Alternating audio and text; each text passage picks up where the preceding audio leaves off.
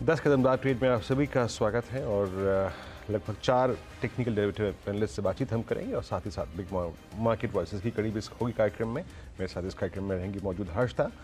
Markets आज कल के एक बहुत ही स्मूथ राइड के बाद यकीन मानिए आज टर्बुलेंस के फेज में जा रहे हैं। Both Nifty bank and Nifty आपकी स्क्रीन पे ऑलमोस्ट डे लो की ट्रैजेक्टरी को टेस्ट करता हुआ 23462। कल की वोलेटिलिटी याद रखिएगा, जाते जाते एक इम्प्रेशन, प्रॉफिट टेकिंग की फीलिंग इनिशिएट करके गई थी, नो डाउट अबाउट दैट। सिर्फ हर चीज़ ये मत देखिएगा कि कल कितना पैसा आया कितना नहीं आया, बट पैसा किस क्रम में आया, किस तरीके से आया, वॉलेटिलिटी कितनी थी वो देखिए। ऑलमोस्ट अब आप डे लो की ट्रैजेक्टरी को टेस्ट करते हुए केस शायद बन रहा है 10 डेमा को टेस्ट करने का। निफ्टी बैंक अब ऑलमोस्ट 51,328 यानी कल के मिड सेशन का लेवल, यानी कल के अप्रॉक्सीमेटली वो क्लस्टर जो कि इसने 2 बजे के आसपास टेस्ट किए थे उस ट्रैजेक्टरी पे घूम के लौट के आता हुआ। निफ्टी आईटी का फॉल अभी तक रेस्ट्रिक्टेड है बट स्टिल गिरा हुआ है करीब 53 अंक नीचे। इस कार्यक्रम में हम बातचीत करेंगे 4 मेहमानों के साथ। माना जयसवाल, राजेश सतपुते पिछले कार्यक्रम से इस कार्यक्रम में भी होंगे, सचिदानंद उत्तेकर और विकास चालू के इस वक्त फ्रेश पर्सपेक्टिव लेके जुड़े हैं। आप सभी का कार्यक्रम में स्वागत है।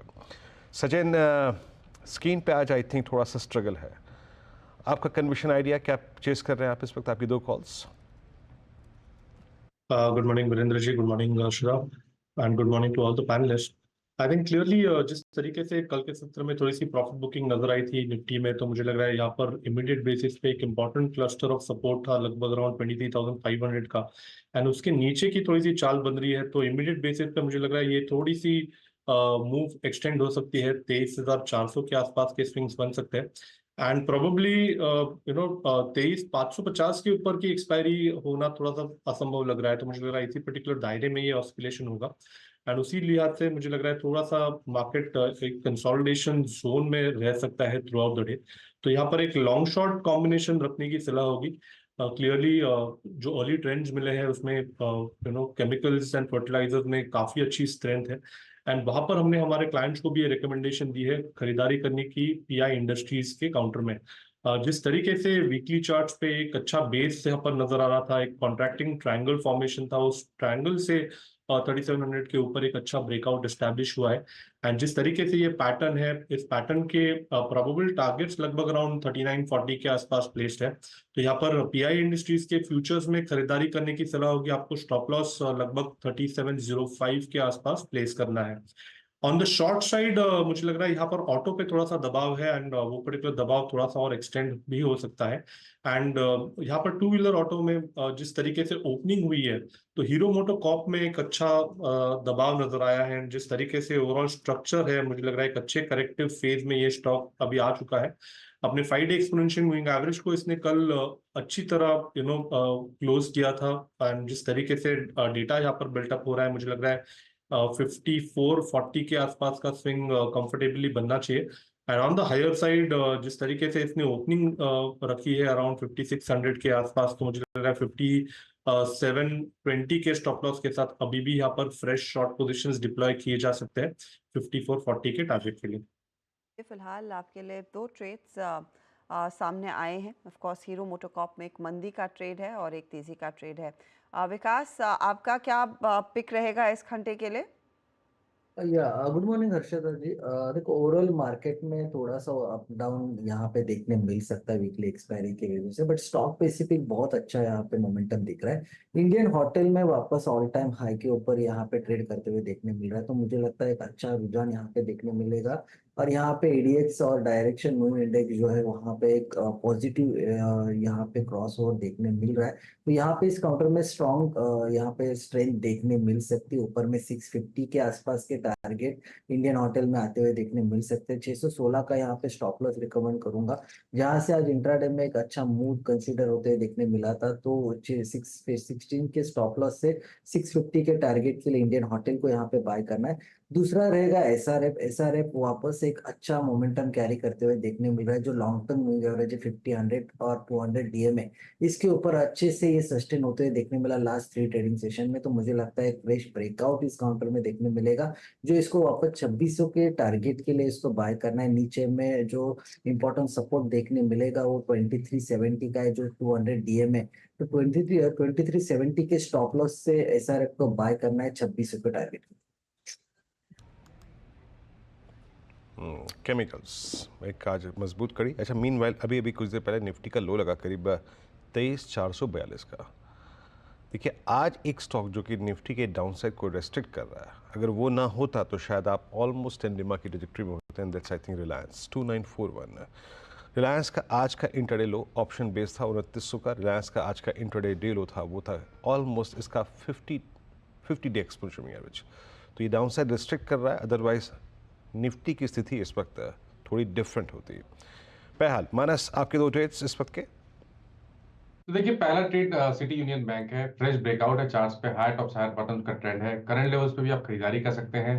161 के स्टॉप लॉस से आप सिटी यूनियन बैंक में खरीदारी कर सकते हैं। 172 रुपए 172 के टारगेट्स पॉसिबल हैं। और दूसरा स्टॉक है जीएनएफसी का, जहां पर हाई टॉप हायर बॉटम बन रहे हैं और यहाँ पर भी एक फ्रेश ब्रेकआउट इंटरडे चार्ट पे देखने को मिला है।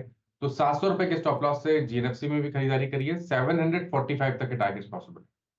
तो सिटी यूनियन और जीएनएफसी, ये दो ट्रेड्स इस समय। राजेश जी, आपका क्या प्लान है, तेजी या मंदी या दोनों? आई थिंक आज दोनों साइड के ट्रेड होंगे। और जैसे वीरेंद्र ने कहा कि आज एक नज़र आपको रिलायंस पे रखनी पड़ेगी, क्योंकि रिलायंस आज का सेवियर लगता है। तो देखिए, बैंकिंग में ही बाय करूंगा तो कुछ नया नहीं जोड़ूंगा। बंधन बैंक ये मेरा पिक रहेगा। मुझे लगता है कि बंधन में अभी भी मोमेंटम है, हालांकि थोड़ा डिप मिला है और ये अच्छी बात है। 210 का पहला टारगेट होगा, 210 एंड 215, ये दो टारगेट के लिए बंधन बाय करें। स्टॉप लॉस रहेगा 198 का। और एक सेल रहेगा। मुझे लगता है कि आरईसी पीएफसी में कुछ ब्रेकडाउन हो रहा है और उसमें से अगर मुझे एक चुनना है, then I would like to short REC. REC हमें शॉर्ट करना है 210 के नीचे। 216 का स्टॉप लॉस रहेगा और चार्ट देख के लगता है कि ये करीबन 478 तक गिरेगा। तो जैसे ही आप कैसे कहेंगे कि जैसे 500 का लेवल टूटेगा, उसके बाद यहाँ पे सेलिंग थोड़ी हावी हो जाएगी। सो आरईसी इज अ सेल। तो पहले पीएफसी पर एक शॉर्ट कॉल आ रहा था, अब आरईसी में भी मंदी का ट्रेड। 500 जैसे टूटता है, यहाँ पर आप बिकवाली की पोजीशन लेकर चले। वीकनेस अब दिखने लगी है, ये स्टॉक क्लियरली कुछ कुछ करेक्ट कर रहा है, कुछ कुछ कॉन्ट्रैक्ट कर रहा है। अच्छा, एक तो और ट्रेड्स आपकी स्क्रीन पर लेकर आते हैं। निफ्टी के अगर आप परफॉर्मेंस देखें, एक तो Kotak Mahindra bank absolutely in control है, लेकिन मेटल्स में रुक रुक कर तेजी बनती दिखाई दे रही है। और हिंडाल्को, जेएसडब्ल्यू स्टील और टाटा स्टील, ये 2-3 ट्रेड्स हैं जहां पर कुछ पॉजिटिविटी देखने को मिली है। हिंडाल्को स्पेशली 1% के गेन्स पर। सचिन, अटेम्प्ट करेंगे क्या तेजी? हर्षदा, आई थिंक हिंडाल्को में थोड़े से क्लस्टर ऑफ रेजिस्टेंस ज्यादा नजर आ रहे हैं। अराउंड 680 तक मुझे लग रहा है काफी डिफिकल्ट जोन होगा। उसके पार अगर निकल जाता है तो एक अच्छी क्लियर ट्रेंड मोमेंटम के लिहाज से मिल सकती है। बट जेएसडब्ल्यू स्टील का आपने जिक्र किया, मुझे लग रहा है वहां पर थोड़ा सा डिपेंडेबल सपोर्ट है। जिस तरीके से पिछले 4 दिनों से अपने 5 डे एक्सपोनेंशियल मूविंग एवरेज के ऊपर ये अपनी क्लोथिंग मेंटेन कर रहा है, एंड प्लस 900 920 के आसपास काफी अच्छा राइटिंग बेस है। तो मुझे लग रहा है यहाँ पर एक्सपेक्टेशन की जा सकती है कि प्रोबेबली ये जो अपमूव ऑनगोइंग है, ये थोड़ी सी और स्ट्रेच हो सकती है। तो पोजिशनली मुझे लग रहा है 960 के टारगेट के लिए अभी भी ये ट्रेंड वैलिड है, एंड यहाँ पर मुझे लग रहा है खरीदारी की जा सकती है 910 के क्लोजिंग बेसिस के स्टॉप लॉस के साथ। अच्छा, मैं बताऊँ, जिसे कहते हैं ना, फायरिंग ऑल सिलेंडर्स। केमिकल जितने ट्रेड्स लिए, नवीन फ्लोरीन 5% ऊपर, टाटा केमिकल रचना जी की कॉल 3.25% ऊपर, पीआई इंडस्ट्रीज 3% ऊपर, एसआरएफ का जिक्र मैंने किया था लगभग 2.5% ऊपर। सचिन जी, आपके पास कोई ट्रेड है क्या इस वक्त? फिर मैं फिर लौटता हूँ स्कैनिंग पर। वीरेंद्र जी, यहाँ पर पीडीलाइट इंडस्ट्रीज में भी पिछले 8-9 दिनों से एक ऑस्किलेशन मूव थी, एक कॉन्ट्रैक्टिंग ट्रायंगल था। डेली चार्ट पे मुझे लग रहा है वो थोड़ा सा मैच्योर हो चुका है।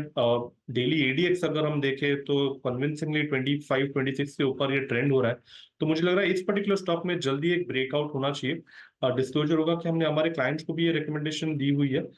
मुझे लग रहा है मोमेंटम के लिहाज से एक काफी अच्छी मूव यहाँ पर अनलॉक होगी 3220 3240 के टारगेट के लिए। तो यहाँ पर मोमेंटम चेस करने की सलाह होगी पिडिलाइट के फ्यूचर्स में 3110 के स्टॉप लॉस के साथ। ओके, अच्छा, पिडिलाइट फिर आपने पिक किया। अच्छा, एशियन पेंट्स में भी पुल बैक था, बट मैं आई थिंक क्रूड की ट्रेजेक्टरी को देखने के बाद थोड़ा कंफर्टेबल नहीं था, तो मैंने स्किप कर दिया। बट हमने एक स्टॉक मिस कर दिया आज, और अब वो डे हाई पर आ रहा है। मानस, आरती इंडस्ट्रीज को आज हमने मिस कर दिया। It's 694 at day high. सब कुछ डिलीवर कर चुका है आज केमिकल्स में। नवीन, पीआई, टाटा केमिकल, उसके बाद एसआरएफ, दीपक नाइट्राइट, 695। आरती इंडस्ट्रीज अब कोई बहुत दूर तक, मेरे ख्याल से ऑलमोस्ट इसमें 10 मई का जो ब्रेकडाउन पॉइंट था मानस, आई मीन 720, 726, वहाँ तक कोई सप्लाई जोन नहीं है। आपका आरती इंडस्ट्रीज पे टेक क्या है मानस? अब एग्रेसिव होता हुआ स्टॉक डे हाई पर आता हुआ? तो देखिए, व्यू तो बहुत पॉजिटिव है। 10 तारीख को जब स्टॉक ने एक ही दिन में 100 और 50 डे मूविंग एवरेज को ब्रीच किया था, उसको देख के लग रहा था कि अभी तो ये शायद 720 रुपए की तरफ जाएगा। हाई टॉप्स हायर बॉटम्स अभी भी बन रहे हैं और 720 की जो टारगेट है वो अभी भी कायम है।